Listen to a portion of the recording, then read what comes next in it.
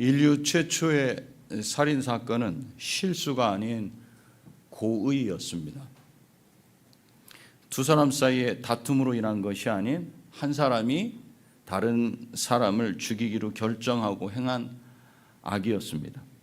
그리고 이 살인의 배경에는 하나님이 계십니다. 두 사람이 하나님께 드린 제물을 한 사람의 것은 받으셨고 다른 사람의 것은 받지 않으셨기 때문에 발생한 사건입니다. 그래서 이 살인 사건은 마치 하나님께 전적인 책임이 있는 것 같이 생각하게 합니다. 가정에서 부모는 아이들을 공평하게 대하려고 애를 씁니다. 그런데 그런 부모의 마음을 아이들이 다 알지 못합니다. 그래서 아이들 사이에 다툼이 생겼을 때 그 이유를 찾아보면 평소에 부모님이 아이들을 대한 것에 대한 불공평함이 쌓여 있었음을 알 수 있어요. 물론 아이들이 느끼는 감정일 뿐이지 그것은 부모들도 아이들이 느낀 그 감정대로 대한 건 사실 아니에요. 여기서 부모와 자식 간의 생각의 차이가 발생합니다. 서로가 서로를 보고 느끼는데 간극이 있다는 말이죠. 이 간극을 메워주는 것이 바로 사랑이에요. 부모의 사랑을 알고 느끼면 느낄수록 내가 느끼는 감정을 그대로 받아들여서 부모의 나를 대함을 해석하지 않고 이성적으로 논리적으로 판단하려고 하게 됩니다. 예를 들어서 부모님 생신에 어떤 선물을 한다고 한번 생각해 보세요. 부모님의 마음을 잘 알아야 선물을 잘 할 수 있어요. 그래서 가만히 부모님의 눈치를 살피고 살짝 여쭤봐요. 어머니 뭐 받으시면 좋으시겠어요? 그래. 아니 무슨 선물을 하려고 그러냐? 내복이 조금 오래됐긴 한데 이렇게 말씀하시죠. 이렇게 말씀하시는 걸 듣고서는 내복이 필요하시구나. 그걸 미처 생각 못했네. 그러면서 내복을 준비한 아들이 있었어요. 그런데 다른 아들은 내복이 얼마나 한다고 그런 걸 선물로 드리냐? 더 비싸고 고급스러운 걸 해야지 하면서 밍크코트를 선물로 딱 가져왔어요. 그때 부모님이 보이신 반응은 내복을 보시고는 아이고 올 겨울 따뜻하게 지낼 수 있겠구나. 그것을 이렇게 풀러가지고 손으로 비비고 또 비비고 이러시. 그런데 밍크코트를 선물한 아들한테는 아니 돈도 못 벌면서 뭐하러 이렇게 비싼 걸 사갖고 왔냐. 외출할 때 그냥 아무거나 입고 나가면 되는 거지 뭐 내가 어디 옷 자랑하러 가는 것도 아니고 이렇게 말씀을 하시는 거예요. 그러시면서 별로 기뻐하지 않으시는 거예요. 선물을 드리고 나온 두 아들 사이가 갑자기 어색해졌어요. 밍크코트를 선물한 큰아들은 마음이 몹시 상했어요. 자기가 선물한 것을 부모님이 달갑게 받지 않으셨기 때문에 그래요. 그래서 큰아들이 밍크코트를 선물했거든. 큰아들은 바쁜 일이 생겼다면서 식사하라고 이렇게 말하는 동생에게 인사를 하는 동 마는 동 가버렸어요. 뭐가 문제입니까? 왜 이런 일이 일어났습니까? 자기의 정성을 받지 않은 부모에 대해서 이 큰아들이 화가 난 거예요. 우리가 선물을 할 때 고심하게 되는 부분이 이 부분이에요. 뭘 좋아하실까? 뭘 안 좋아하실까? 이것을 헤아리는 것은 상대의 마음을 살피는 겁니다. 상대가 원하는 것을 찾고 그러기 위해 마음을 쓰는 것입니다. 선물을 한다는 것은 한마디로 마음을 드리는 것이지 눈에 보이는 물건에 있지 않은 것을 알 수 있어요. 아담과 하와의 타락 이후에 제일 먼저 찾아온 것은 하나님을 어떻게 섬기는가의 문제였어요. 타락한 이후에 인간에게 가장 큰 어려움은 하나님을 어떻게 섬겨야 하는지가 분명하지 않았다는 겁니다. 이미 하나님을 섬기는 방법을 알고 있었지만 타락하면서 하나님을 아는 지식에 잘못된 지식이 섞여 들어왔어요. 그래서 하나님을 자기 방식대로 섬기게 되었다는 겁니다. 그렇다고 해서 하나님께서 가르쳐 주시지 않은 것은 아니에요. 그래 너희들 아는 마음대로 해봐 이렇게 하시지 않고 가르쳐 주셨어요. 어떻게 해라 라고 이렇게 분명하게 나오지는 않지만 어떻게 하나님을 섬겨야 하는지는 알 수 있어요. 아벨과 가인이 드린 제물을 하나님께서는 다 받지는 않으셨고 한 사람의 것은 받으셨고 다른 한 사람의 것은 받지 않으셨어요. 받으신 것은 하나님이 정하신 방법대로 드렸기 때문이고, 받으시지 않은 것은 하나님의 방법대로 드리지 않으셨기 때문이었던 걸 알 수 있어요. 그 내용을 보면 3절 4절 이렇게 나와요. 3절, 세월이 지난 후에 가인은 땅의 소산으로 제물을 삼아 여호와께 드렸고, 가인은 땅의 소산으로 드렸어요. 아벨은 자기도 양의 첫 새끼와 그 기름으로 드렸더니, 가인은 땅에서 나는 것으로 드렸고, 아벨은 양의 첫 새끼와 그 기름으로 드렸어요. 결과는 아벨의 것만 받으시고 가인의 것은 받지 않으셨어요. 여기서 살펴야 될 게 있어요. 보면 제물을 받고 안 받고의 문제가 아니라, 여기 뭐라고 되어 있어요? 아벨과 그의 제물, 가인과 그의 제물. 제물만이 아니라 무엇을 받으신다는 거예요? 사람도 받으신다는 거예요. 사람도 받으신다는 것은 사람의 마음도 받으신다는 것입니다. 마음이 없는 선물을 사람들은 좋아하지 않아요. 안 받고 싶죠.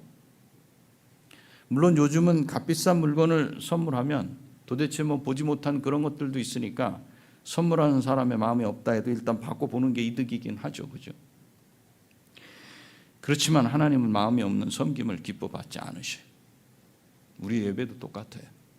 지금 이 자리에 앉아 있지만 형식적으로 와 있다면 그건 받지 않으시는 예배예요. 지금 이 자리에서 헌금을 했지만 어쩔 수 없는 계산대 딱 맞춰갖고 10분의 1로 잘라내고, 더도 아니고 덜도 아니고 정확하게 맞추려고 하는 그 10분의 1은 한선인데도 불구하고 이 신약 시대에는 거기에 꼭 맞추려고, 거기에 넘어가면 안 되고 모자라면 안 되는 그 손을 붙잡고 있는 것, 그건 역시도 마찬가지일 수 있어요.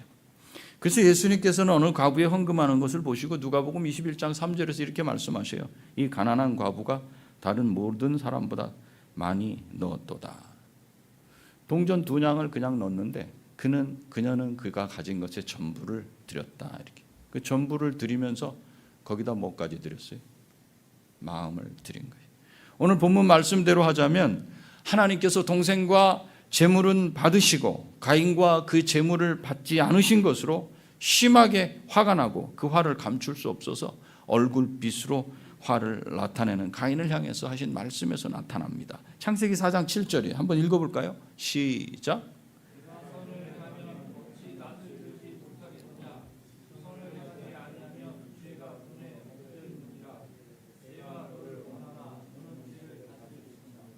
저 앞에 본문에 있는 거는 이제 세 번역으로 한 거예요. 내가 올바른 일을 하였다면. 가인의 행위, 아벨의 행위를 올바른 행위 또는 선이라고 생각해요. 하나님은 그렇게 여기셔요. 가인이 화를 내는 이유가 뭐예요? 큰아들이 화를 낸 이유가 뭐예요? 자기가 행한 그 일이 선한 일이라고 생각했기 때문에 그래요. 자기가 행한 일은 선한 일이야. 그 일이 선한 일인지 아닌지는 누가 판단해요? 내가 드리는 예배가 만족스러워. 내 마음이 오늘 편하고 울림이 있어. 이건 내 감정이에요. 내 감정. 내가 느끼는 거예요. 그걸 하나님이 받으셨는지가 중요하죠. 내가 그런 걸 느끼고 만족스러워하고 나가면서 예배가 이래야 되는데 이건 아니에요. 하나님이 받으셨냐고요. 우리는 항상 예배를 드릴 때 받으시는 하나님 입장에서 하나님이 받으시는 거예요. 왜 일찍 와서 여기서 앉아서 기도를 합니까? 왜 찬양 15분 전에 찬양을 하면서 그 앞에 마음을 모읍니까?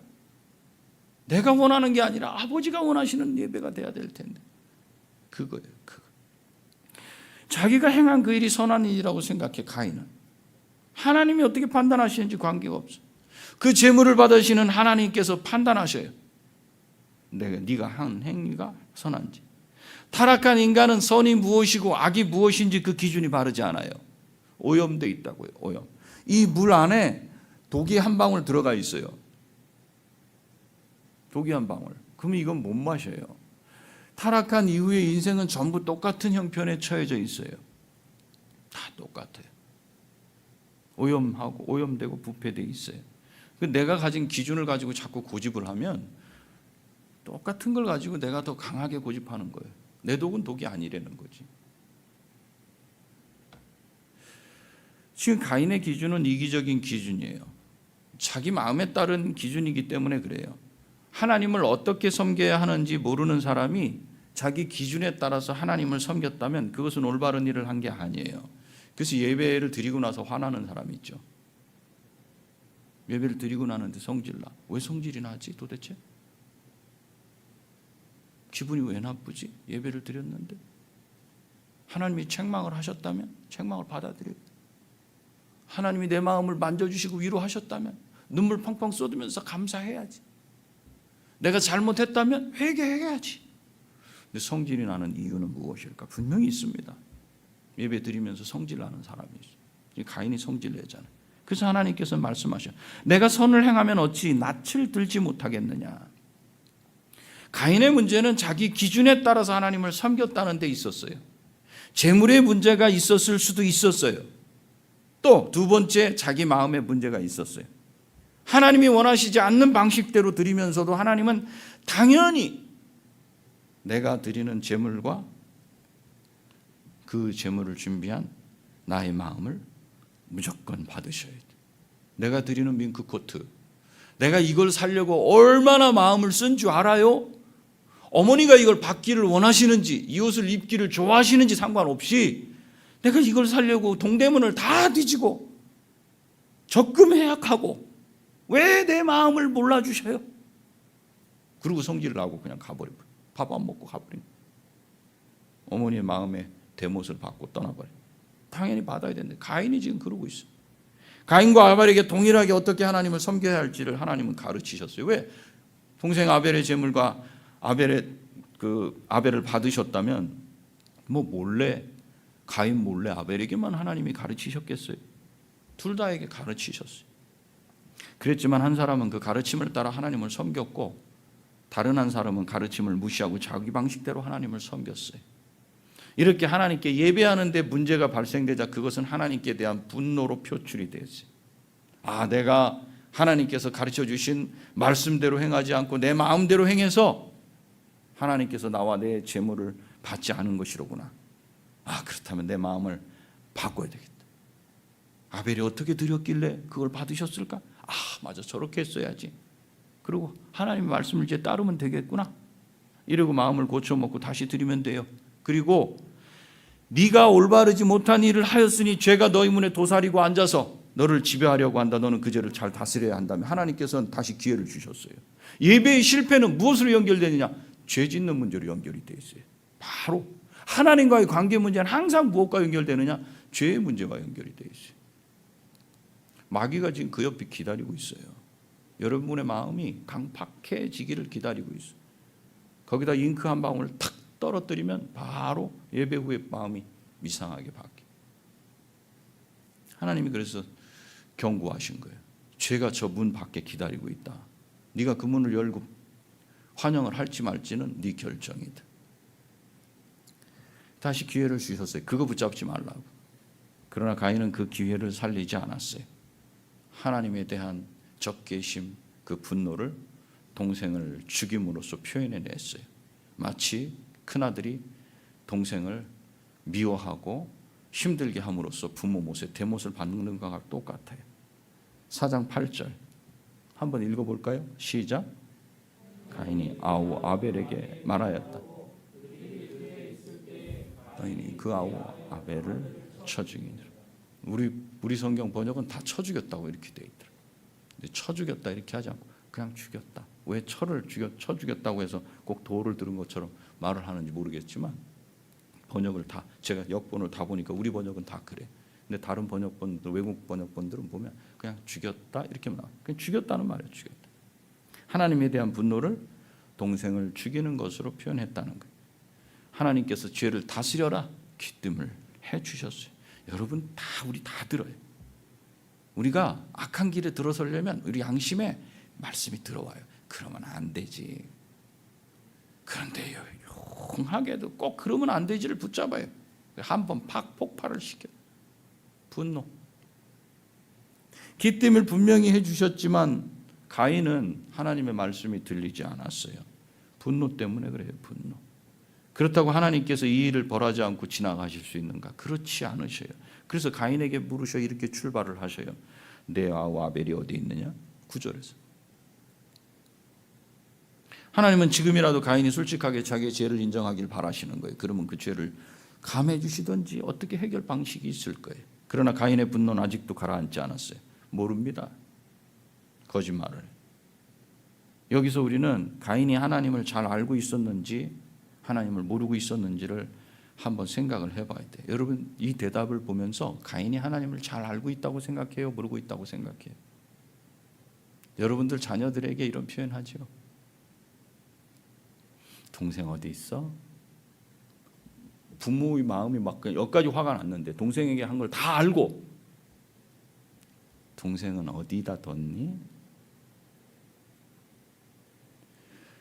그럴 때 그 큰아들이 부모의 마음을 알면 무릎을 팍 꿇는 거예요. 그런데 부모의 마음을 몰라. 지금 가인은 부모의 마음을 잘 아는 것 같아요. 하나님을 잘 아는 것 같아요. 모르는 것 같아요. 자녀를 키우다 보면 자녀들을 책망할 때, 혼을 낼 때 자녀들이 보이는 반응을 보면 그가 나를 아는지 모르는지 알 수 있어요.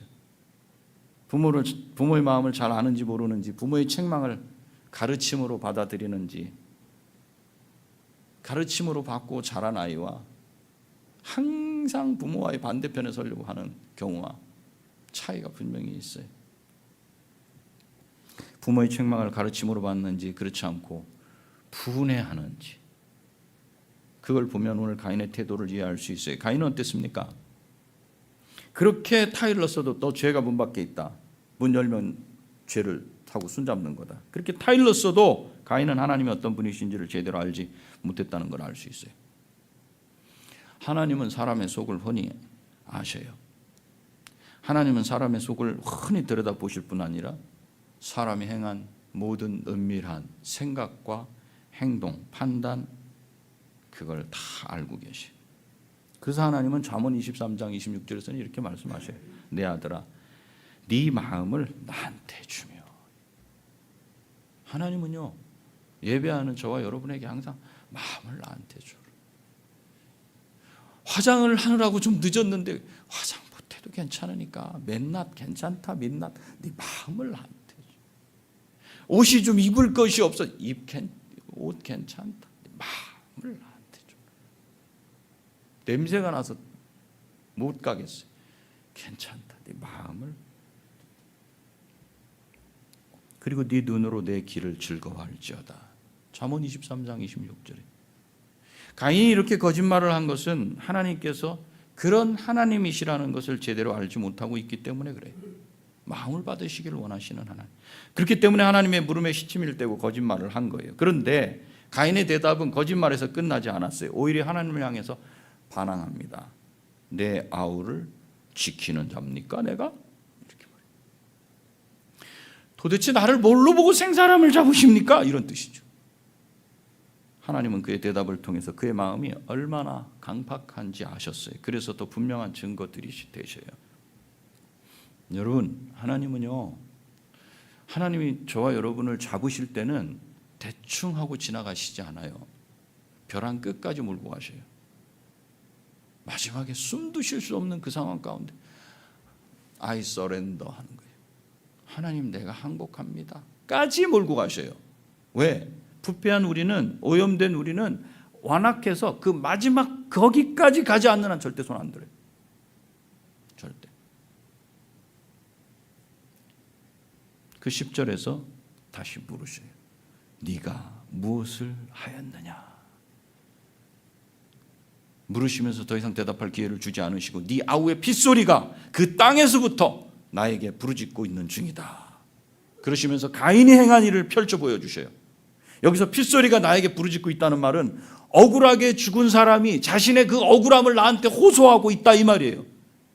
하나님은 가인에 의해서 살해당한 아벨이 묻힌 그 장소를 정확하게 알고 계신다는 말씀이에요. 동시에 네가 어떻게 살아했는지도 알고 계신다는 말씀이에요. 그리고 동시에 가인이 어떤 이유 때문에 동생을 죽였는지도 알고 계시다는 것을 알고 계셔요. 말씀해 주고 계신 거예요. 그렇기 때문에 가인은 더 이상 피할 길이 없어요. 변명의 여지가 없어요. 이런 가인에게 하나님이 벌을 내리시는 게 그 뒤에 장면에 나와요. 여러분 이 부분을 신약에서 어떻게 해석하는지 요한일서를 가보면 알 수 있어요. 요한일서 3장 12절에서 요한은 이렇게 말합니다. 가인같이 하지 말라. 가인같이 하지 말라. 가인이 한 일이 뭡니까? 가인이 한 일이 요한일서 3장 12절 계속해서 이렇게 말해요. 그는 악한 자에게 속하여 그 아우를 죽였으니 어떤 이유로 죽였느냐? 그의 행위는 자기의 행위는 악하고 그의 행위는 의로움이라. 아우의 행위는 의로움이라. 가인은 하나님께 속해 있지 않았어요. 여러분 이렇게 생각할 수 있잖아요. 하나님께 속하지 않은 사람은 하나님의 은혜 안 베풀어 주신다.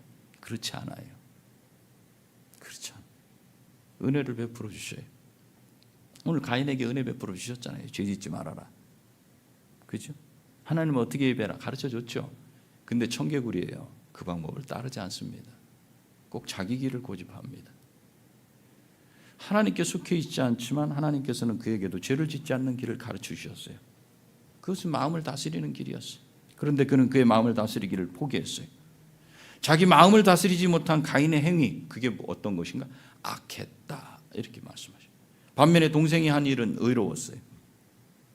그런데 이것이 어떻게 살인까지로 번질 수 있었어요? 그것을 요한일서 3장 15절에서 이렇게 말씀하고 있습니다. 3장 15절 한번 읽어볼까요? 시작.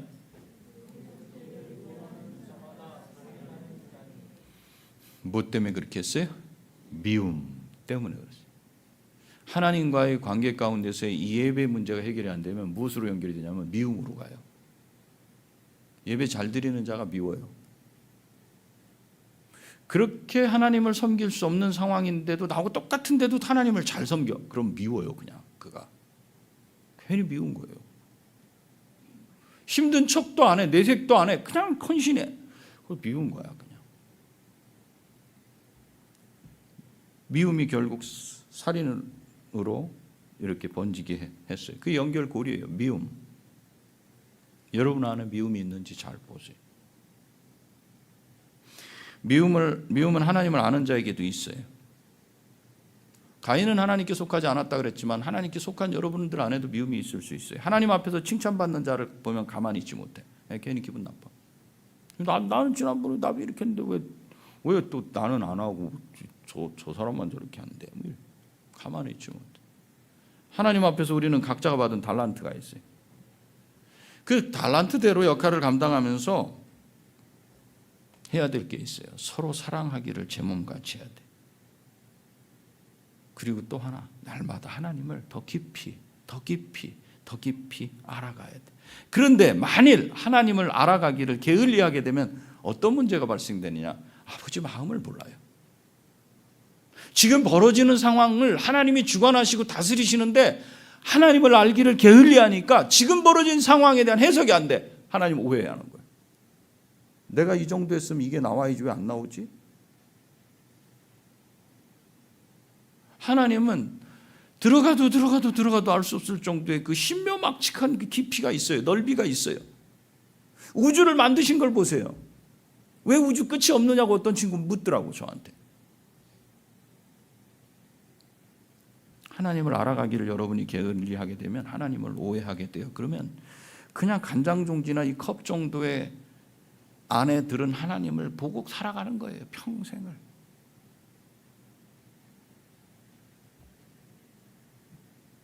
하나님을 오해하면 내가 아는 정도의 관계의 법칙을 이용해서 하나님을 평가하고 판단하고 알고 살아가. 그러면 하나님에 대한 사랑과 신뢰가 약해져요.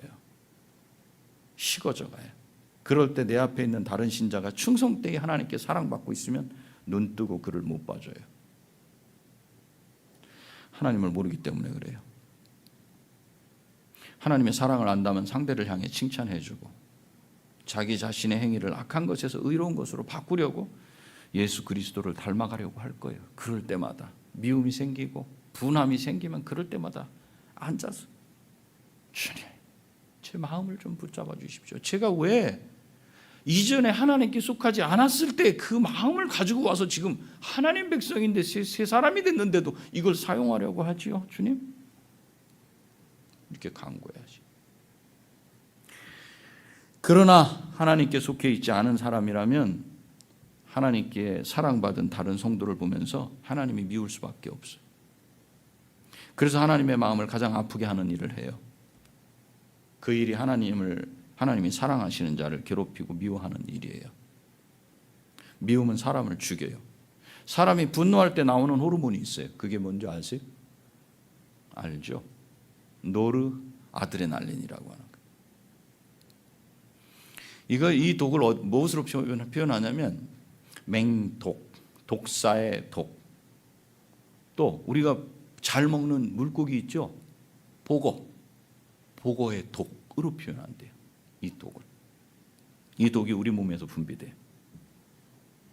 분노하면.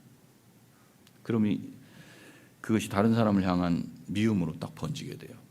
이 독이 일단 딱 번지면 이거 마귀가 탁 우리를 닦아채요. 그때 이 독이 우리한테 딱 퍼지게 되면 말씀은 안 들려요. 다른 사람의 소리도 안 들려요. 내 이성적인 판단이 안 돼요. 그러면 우리는 미움으로 사람을 쉽게 죽게 해요. 죽이는 게 뭐 꼭 물리적인 행동을 해서만 죽이는 건 아니잖아요. 마음으로 죽여요. 사단은 분노하는 사람의 맹독을 그대로 표출하도록 도와줍니다. 언제부턴가 이 나라에 퍼져 있는 미움의 그림자, 서로를 죽이는 일에 신자, 불신자 가리지 않고 쓰임받게 하고 있어요. 이거 무서운 겁니다, 여러분. 옳다, 그러다. 그걸 생각하지 말고 무엇이 지금 이 나라, 전 세계를 붙잡고 있는지 가만히 보세요. 미움이에요, 미움. 하나님은 정확하게 구분하셔요. 죄와 사람을. 근데 우리는 그게 안 돼요. 그래서 이 미움의 독개스를 한번 딱 마시면 그냥 그렇게 가요. 그건 사랑이 보이질 않아요. 다 그렇게 쓰임받고 있어요. 그게 지금 신자들의 현실이에요. 요한일서 3장 10절 보세요. 3장 10절. 요한일서 3장으로 가볼까요? 한번 찾아볼게요. 이거는 제가 저기다 넣지 않았어요. 요한일서 3장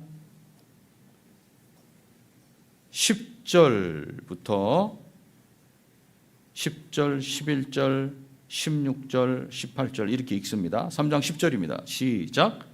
이러므로 하나님의 자녀들과 마귀의 자녀들이 드러나나니 무릇 의를 행하지 아니하는 자나 또는 그 형제를 사랑하지 아니하는 자는 하나님께 속하지 아니하니라. 11절. 우리는 서로 사랑할지니 이는 너희가 처음부터 들은 소식이라. 그 형제를 사랑하지 않는 자는 하나님께 속하지 않는 자니 우리가 서로 사랑할지니 이는 너희가 처음부터 들은 소식이다. 16절.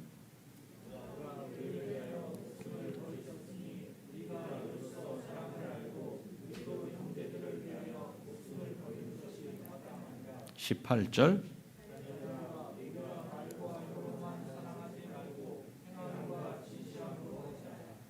그리스도인은 사람을 죽이는 사람들이 아니고 살리는 사람들이에요. 자기를 죽이고 다른 사람을 살리는 사람들이. 가인같이 하지 마시기 바랍니다. 날마다 아버지의 마음을 알아가시는 일에 마음을 쓰고 시간을 쓰시기 바랍니다. 왜 그래야 되는가? 그래야 오해하지 않고 내 안에 일어나는 분노와 미움의 불씨를 끌 수 있어요. 우리는 하나님 편에 속해 있는 자들입니다. 하나님 편에 속한 자들은 그리스도처럼 하는 거예요. 다른 사람을 위해서 자신을 희생하고 자신을 죽이고 다른 사람을 살리는 자예요. 내 안에 미움이 있다면 하나님을 배반하고 사단 편이 된 나를 위해서 자기 자신을 십자가에 매어 달아 죽게 하신 하나님 아버지의 마음을 깨닫게 해달라고 기도하시기 바랍니다.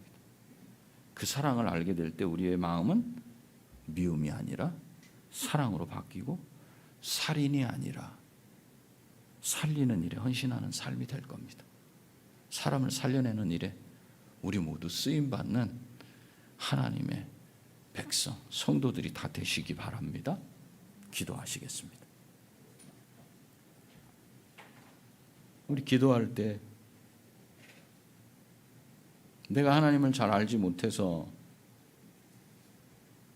내 생각으로 오해하고 미워하고 분노하고 계속 그렇게 왔다면 가인에게 오늘 기회를 주신 것처럼 죄가 문에 엎드리느니라.